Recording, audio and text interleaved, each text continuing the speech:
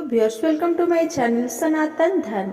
आज हम छठी मैया का पूजा का कथा और महत्व जानेंगे। छठ पूजा कथा।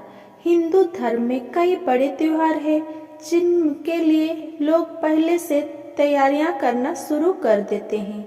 इन्हीं में से एक सूर्य पूजा का उत्सव सूर्य षष्ठी यानी छठ पर्व। यह देश के कई राज्य बिहार, झारखंड, उत्तर प्रदेश में प्रमुख रूप से मनाया जाता है। लेकिन क्या आप जानते हैं कि छठ पूजा में सूर्य देव और छठी मैया की पूजा क्यों की जाती है? नहीं जानते हैं तो आज हम आपको बताते हैं छठ पूजा की सारी कहानी, पूरी कहानी। कौन है छठी मैया?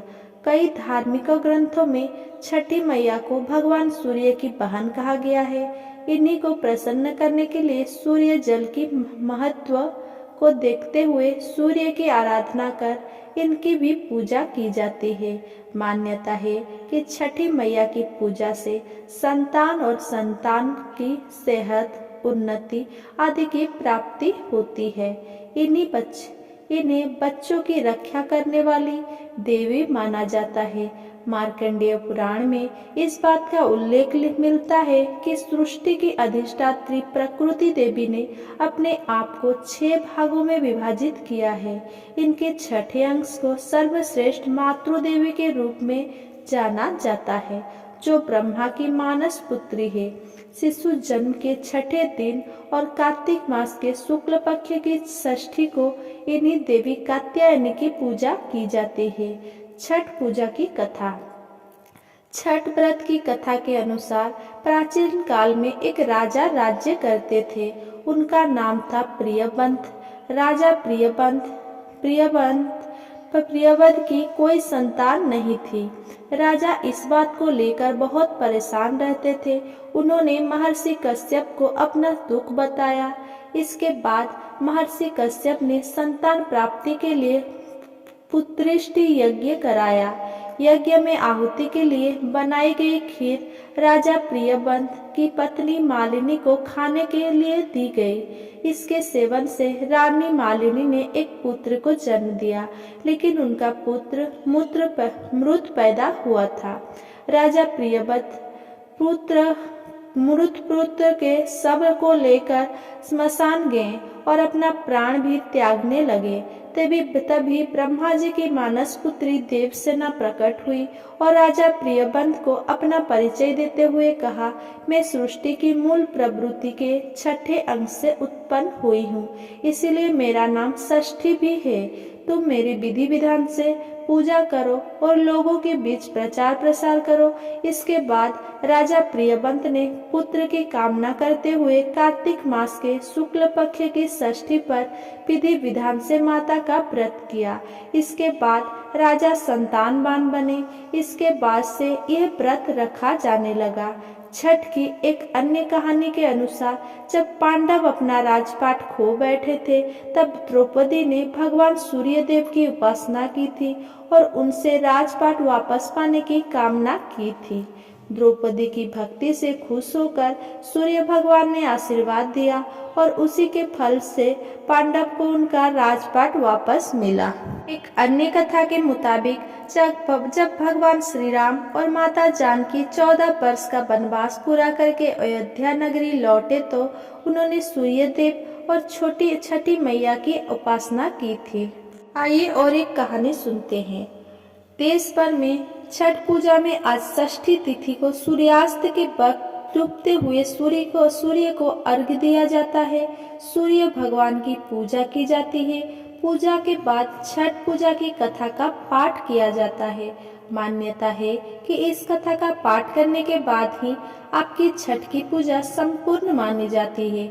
आइए जानते हैं छठ पूजा की व्रत संपूर्ण कथा। श्री जन्मेजय ने वैशंपायन से पूछा कि दुरात्मा दुर्योधनादि द्वारा कपट रूप जुआ से परास्त पांडव लोग वनवास के लिए भेजे गए तो जंगल में जाकर उन्होंने क्या किया? वैशंपायन जी बोले, हे जन्मेजय सुनो, वो पांडु के पुत्र पांडव लोग अत्यंत दुख सागर में डूबे हुए वनवास के लिए घोर जंगल में जाकर दुख और चिंता से चिंतित वन में रहने लगे।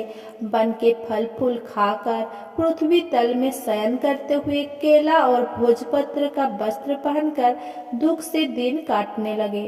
राजकन्या सुख को भोगने वाली पतिव्रता धर्म को पालती हुई गजगामिनी द्रौपदी भी पतिया के साथ वन को गई थी। जिस स्थान में द्रौपदी सहित पांडव लोग थे वहां पर वे ब्रह्मवेत्ता तपोरूप 88,000 मुनि लोग जा पहुंचे। ऋषियों को आए हुए जानकर महाराज युधिष्ठिर अत्यंत चिंता से घबरा उठे कि इन महात्माओं के भोजन के लिए क्या प्रबंध करें। जब युधिष्ठिर को यह चिंता हुई कि भोजनार्थ क्या उद्योग करे, तो मुख को चेष्टा मलिन किए स्वामी युधिष्ठिर को देखकर द्रौपदी अत्यंत दुख से व्याकुल हो गई।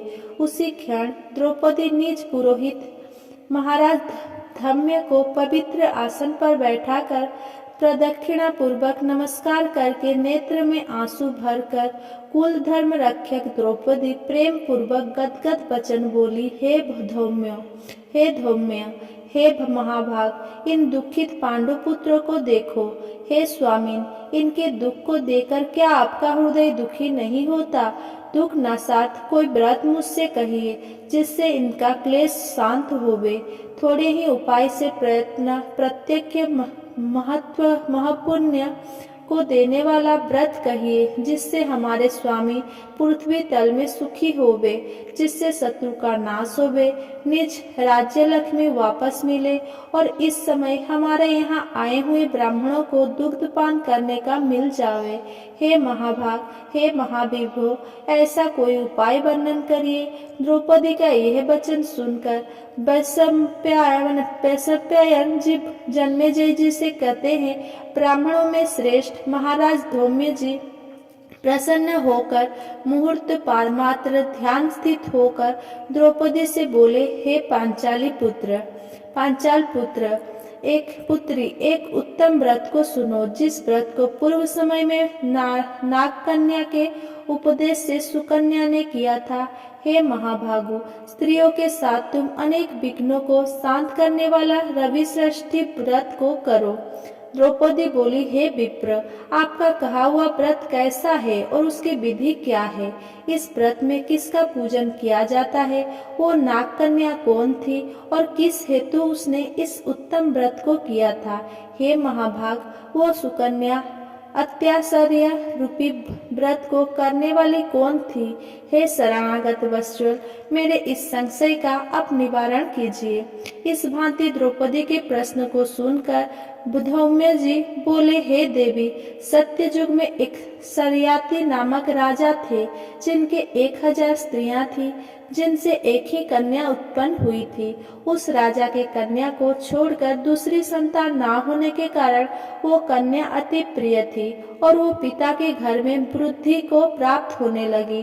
कुछ समय के बाद वो कन्या चंद्रवत मुख, कमलबन नेत्र और कुंभस्तनी होती हुई युवावस्था को प्राप्त हुई। बाल्यावस्था से ही वो कन्या पिता को प्राण के समान प्रिय थी।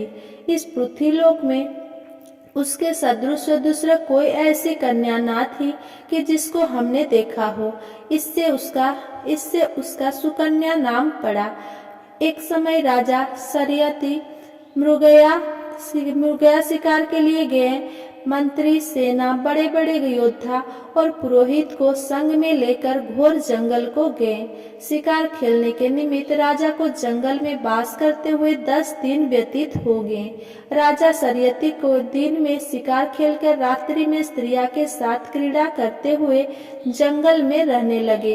एक समय सखियों के साथ सुकन्या फूल लेने के लिए जंगल में गई। वहां पर च्यवन मुनि का स्थान था। सुकन्या मुनि की देह में दीमक लगी देखकर क्या देखती है क्या देखती है कि मिट्टी में मध्य में मुनि के दोनों नेत्र जुगनू की भांति चमक रहे थे। उसने विस्मित होकर उनकी दोनों आंखों को फोड़ दिया। तब तो मुनि के नेत्र से रुधिर की धारा बहने लगी और वह चकोरखी सुकन्या फूलों को लेकर सखिया के साथ गृह को चली आई। चौबन मुनि के नेत्र सुकन्या द्वारा जो फोड़ दिए गए, इससे राजा और सेना का मलमूत्र आदि सब बंद हो गया और सभी हाहाकार करने लगे। जब 3 दिन और रात्रि व्यतीत हो गई तो व्याकुल होकर अपने पुरोहित से राजा ने पूछा, हे मुनि सत्तम, किस हेतु हमारा मलमूत्र बंद हो गया?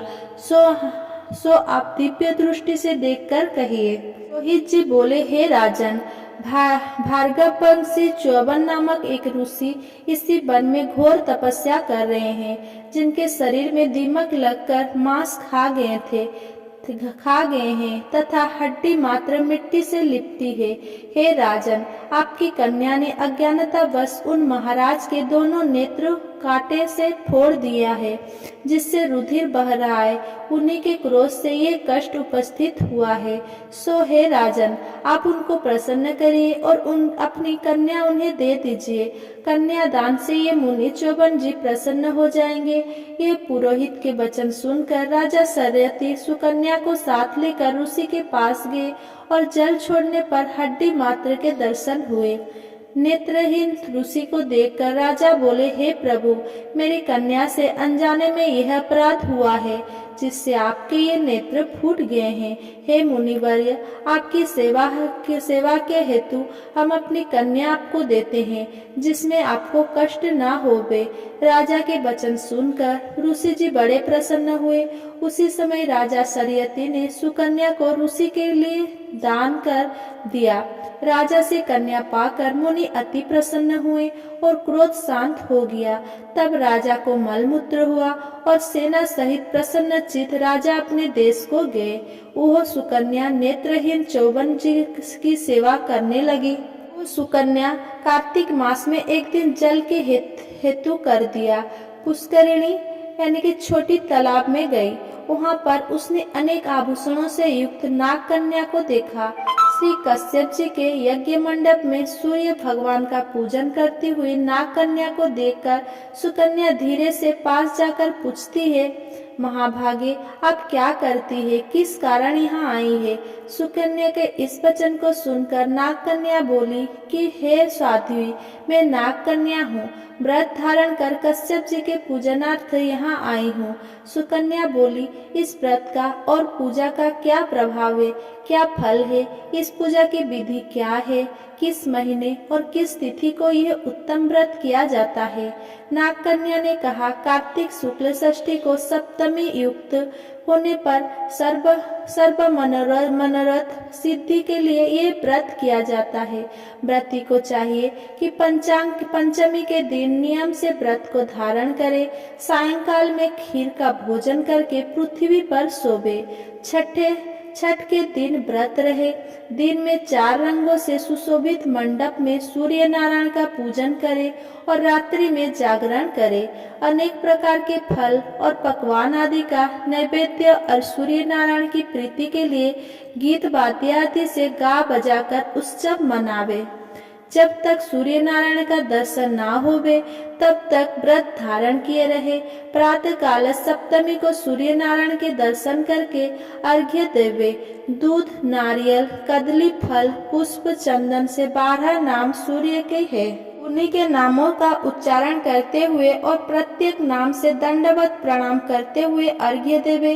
जगत के सविता, जगत के नेत्र, जगत के उत्पत्ति, पालन, नाश के हेतु त्रिगुण रूप त्रिगुणात्मा ब्रह्मा, विष्णु, सूर्य, विश्वरूप सूर्य नारायण को नमस्कार करें।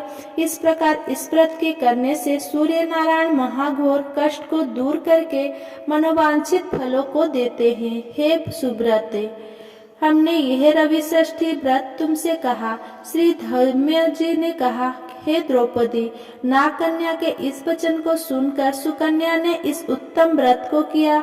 इसी व्रत के प्रभाव से चौवन महाराज के नेत्र पुनः पूर्ववत हो गए, ऋषि होकर सुख भोगने लगे। इससे हे पांचाल नंदिनी, तुम भी इस उत्तम व्रत को करो। इसी व्रत के प्रभाव से तुम्हारे पति पुनः राज्य लक्ष्मी को पाएंगे और निसंदेह तुम्हारा कल्याण होगा। तब द्रौपदी ने धौम्य महाराज की आज्ञा से यह यथाविधि व्रत किया।